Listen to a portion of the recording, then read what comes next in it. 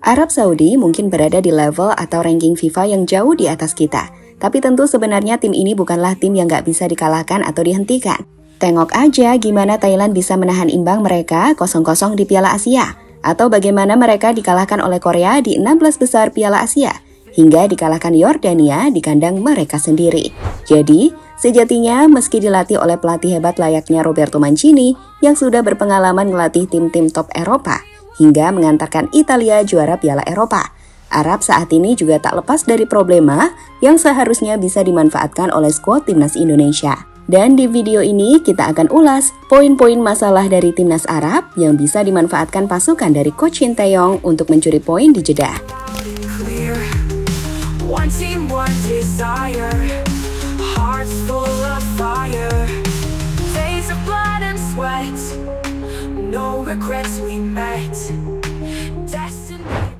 Manajer asal Italia Roberto Mancini dipilih untuk menangani timnas Arab Saudi pada musim panas 2023. Pelatih yang pernah menangani tim top Eropa seperti Manchester City hingga Inter Milan itu mendapatkan kontrak 4 tahun dari Federasi Arab Saudi dengan tujuan membawa timnas Arab untuk menjadi kekuatan baru asal Asia yang bisa bersaing dan diperhitungkan di kancah sepak bola dunia. Target yang tinggi sih, tapi sayang, awal perjalanan Mancini nggak semulus visi yang telah dicanangkan federasi.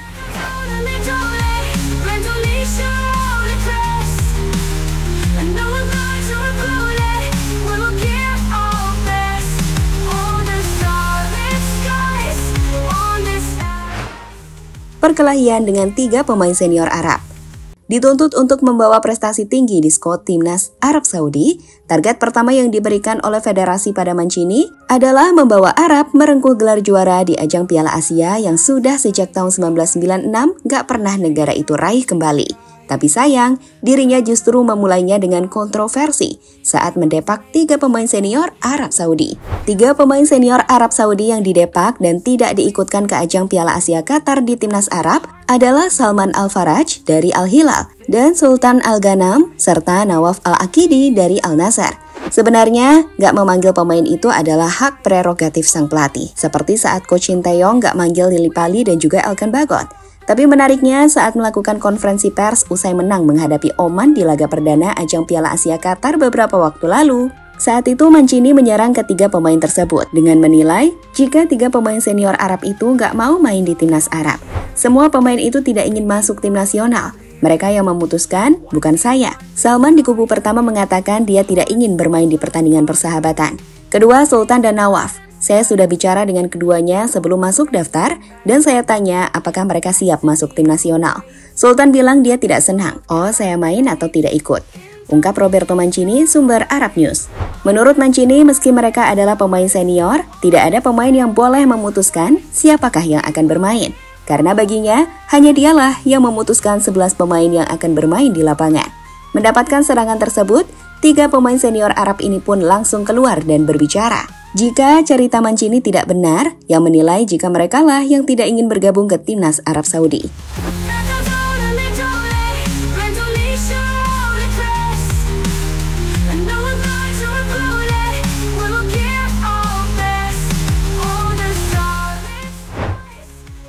Ancaman pemecatan Roberto Mancini. Meski memiliki kontrak panjang hingga 4 tahun ke depan, Roberto Mancini sempat mengalami ancaman pemecatan di awal tahun 2024 yang lalu. Jadi, sebuah kontroversi terjadi di ajang Piala Asia ketika Arab Saudi bertanding menghadapi timnas Korea Selatan di fase knockout. Saat itu Arab sebenarnya sempat unggul lebih dahulu. Namun sayang, keunggulan Arab sirna setelah Korea mampu menyamakan kedudukan jelang berakhirnya pertandingan.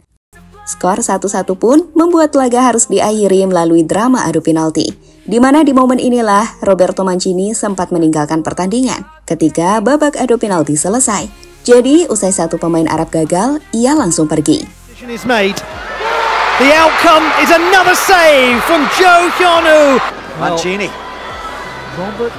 Roberto Mancini is walking away. How remarkable. He cannot look, he will not look.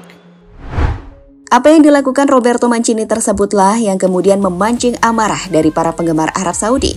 Seruan pemecatan pun sempat muncul. Apalagi Mancini gagal mengantarkan Arab melaju lebih jauh di Piala Asia ketika harus gugur di babak 16 besar. Destiny awaits at the World Cup gates. Indonesia rise under starlit skies. On this epic quest, we will give our best.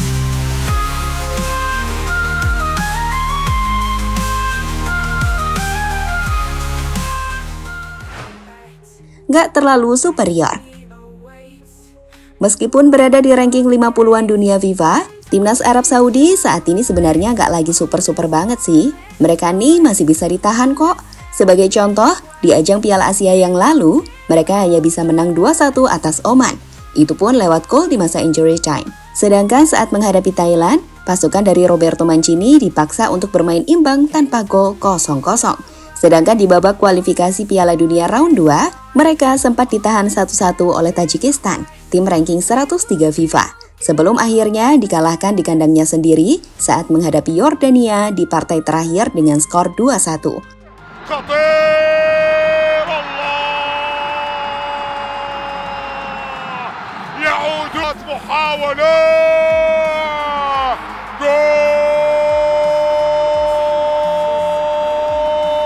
جاليلوف تمريرة في الجهة اليمنى خطيرة الفريق الطاجيكي كرة عرضية وفرصة وهدف طاجيكي مفاجئ بصراحة في لقطة لمصلحة المنتخب.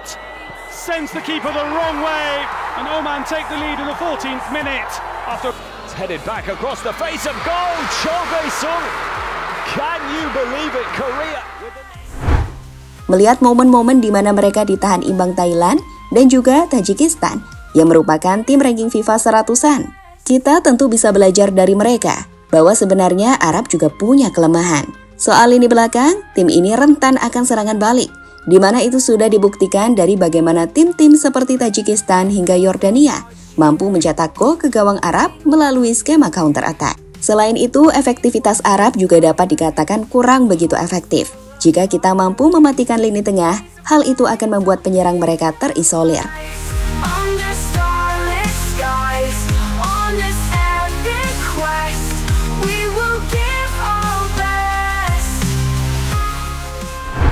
Melihat kondisi-kondisi yang tengah dihadapi oleh timnas Arab Saudi sekarang, tentu kita harus memanfaatkannya dengan sebaik mungkin. Pertama, soal Mancini. Pelatih asal Italia saat ini jelas tengah dalam tekanan yang sangat besar setelah dinilai gagal di ajang Piala Asia. Kekalahan atau hasil yang buruk di babak kualifikasi Piala Dunia udah pasti bakal membuatnya dipecat, dan itu bakal membuat tekanan padanya makin berlipat ganda. Ia tahu gak boleh imbang kontra Indonesia apalagi kalah, karena hal itu akan menyulitkan Arab ke babak selanjutnya.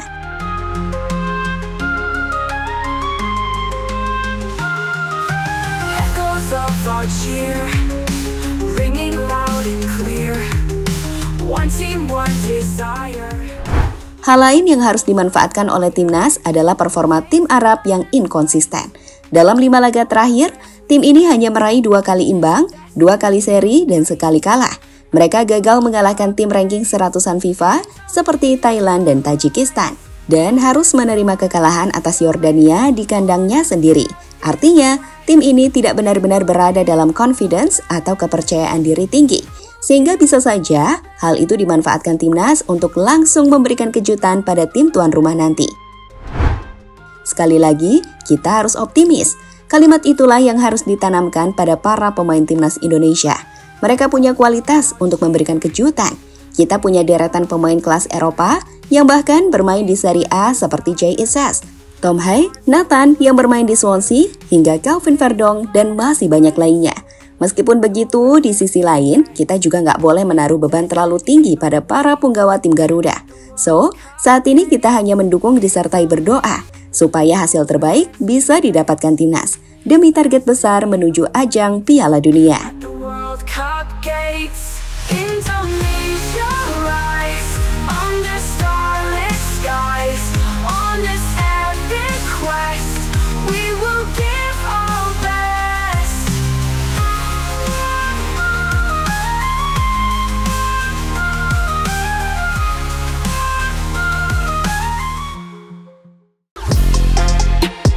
Halo, izin iklan sebentar ya guys. Jadikan ruangmu bernuansa timnas. Temukan beragam poster dinding, sepak bola dan timnas dengan desain menawan, kualitas premium dan harga yang tidak akan menguras kantong. Segera klik link Shopee di deskripsi video ini dan dukung timnas dengan sepenuh hati. Mulai dari dinding rumahmu.